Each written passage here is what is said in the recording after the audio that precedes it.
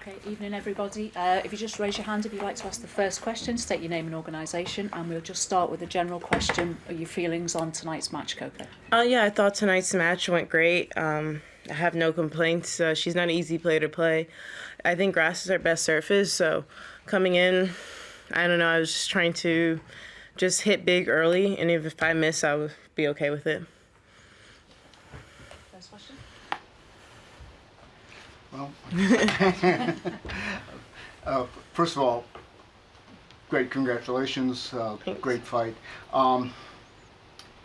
It's late, but I do want to ask kind of a little bit of a different question. You've been around now for a few years and have faced many different opponents.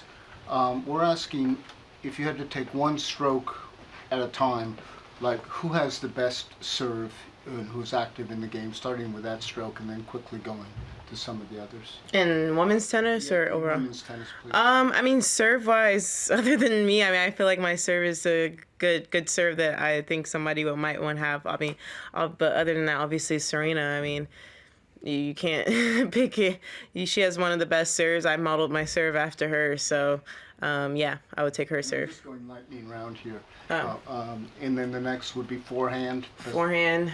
I'm going with Serena again. Okay. And then backhand. I love my backhand, so I'm gonna go with me. and return of serve. Return.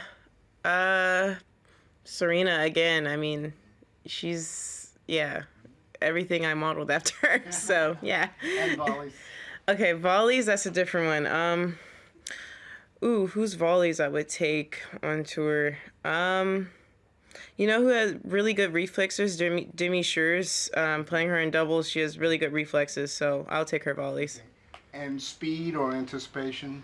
Me. Okay. And finally, mental toughness or fight? Me and, I mean, Serena. I mean, I'm sorry. I know it's a one, I mean, she does it all, so yeah. Appreciate that. Take a question over there, thank you. Hey Coco, Megan Flood with ESPN. Saw on your Instagram story your brother had a pretty big accomplishment. Yes.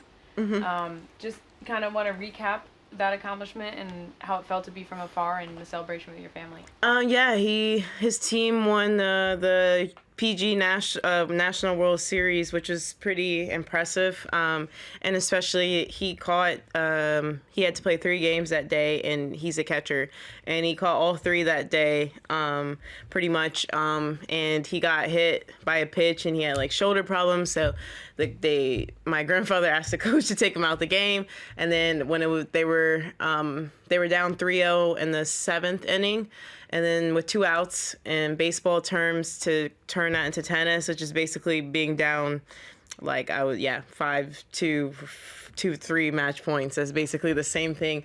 And I was watching it live, and I'm not gonna lie, I was like, oh, they lost, and I should know better not to count my brother out. And they ended up winning, and we were in the restaurant watching it.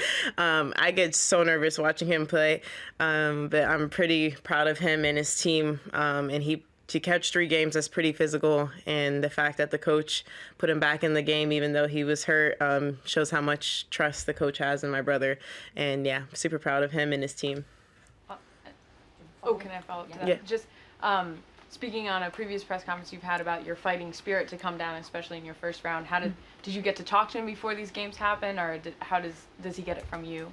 I would say it's something that he always had, but I think for me, I have a confidence about myself, and I know like I'm good at my game and stuff, and I feel like my brother, I don't know, I mean, it's tough, but people, even though we're playing 2 completely different sports, but people compare us, which sucks for him, because I could never do what he can do, and he can never do what I can do, but it's something that I've been trying to tell him to get. He's good, like he's good, he's, I don't know, top 5 catcher in the country, so I have to, tell him, like, act like you're good on the court, be a leader on the team, and in this game, like, I was almost like a little emotional because watching on the live stream, I saw him calm down the pitcher and everything. I'm like, he's starting to become a leader, and I could see that he's starting to believe himself that he's good, and I think he should own it.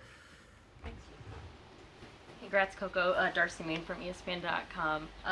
about that fighting spirit. Earlier today, Nadal, I don't know if you've heard this, was praising your fighting spirit, and he also said you'd eventually be a multi-time Grand Slam champion. Oh, that's cool. Yeah. I mean, they told me to interview the first part. I didn't hear about the second part, but that's cool. Cool. Yeah, what is hearing that? Well, I'm happy to break that to you. What is hearing that kind of thing from a player like Nadal? What does that mean to you, and how do you kind of take that? It means a lot to me. I mean, Rafa's one of the greats, if not the great of our sport right now. And yeah, I see him all the time in the players area, and he's really nice, but I always get intimidated by him just because he's Rafa. And I remember at French Open, he like pat me on the back and said, "Good job." And I remember like responding so late, like he was already down the hallway, and I said thank you, because I was just shocked that he actually like said that to me. So you know, and he's just one of those players, you know, you see these players all the time, we see each other every week, but he's one of those players on tour that, you know, you get starstruck every time. And the same goes with Nole, the same goes with Roger, even Serena and Venus to this day. I still get starstruck with them, and hearing that from him is definitely pretty cool, and I hope I can live up to that. Joseph Regal, tennis head. I'm just looking back at your previous slam results and seeing that Wimbledon, you've never lost before the third round at Wimbledon. I guess the slam with your highest floor, and sort of your best slam results have come at the French Open, obviously quarterfinal, obviously the final recently, which is interesting that that some of your best results are on the so-called like natural surfaces, and it's kind of, you know, players' bread and butter nowadays is kind of like the hard court. But just if you could sort of speak to that kind of thing of just being able to play on less predictable surfaces like grass and clay. Honestly, I would say growing up, I didn't expect myself to be like as comfortable as I am on the grass and the clay, playing on hard court all the time. And hard is still my favorite surface because you know what you're going to get every single time. But yeah, playing on an unpredictable surface, I think I credit a lot to it is my movement, my speed, and my ability to be able to react and adjust. So I think that's what you need on these surfaces, and I think for the most part I do pretty well at that. And yeah, I mean, it's crazy, you know, clay and grass are completely different surfaces, and you know, it's cool to have good results on both of them. And you know, my ultimate goal is, you know, to hold the trophy and on all the surfaces would be the best thing ever. And somewhat similarly, I mean, you had that, we all know that fantastic breakout here, and you've done so well. One senses a certain even comfort here, and you know, here it's England, it's grass, and yet do you feel, talk about your comfort, your feeling, is there a little bit of even a home court advantage? Yeah, just talk about that, please. For sure on center court, I felt like today I was definitely comfortable on the court. I think today was the first day I walked on the court and really wasn't nervous at all. I don't know if it was because I had the tough match first round, so I was like, I got through that, so whatever happens, happens. I don't know if it's from playing on the court a couple times. I don't know, really. I knew the night before I went to sleep, and I was like, you're going to be nervous when center court, the schedule came out. But I wasn't. So I think it's a little bit of home court advantage. I do feel like it is a home court for me. Majority of the time when I'm playing on that court, I would say majority of the crowd is with me.